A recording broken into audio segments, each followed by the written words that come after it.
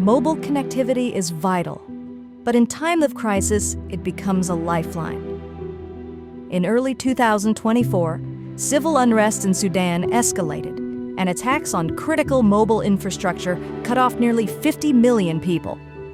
Zain Sudan needed to restore connectivity fast, but its vendor, Ericsson, estimated 6 to 9 months for a replacement charging system. In came Totogi. Totogi's AWS-native ChargingAsAService brought Zain Sudan back online in just 18 days, restoring mobile services for over 20 million subscribers.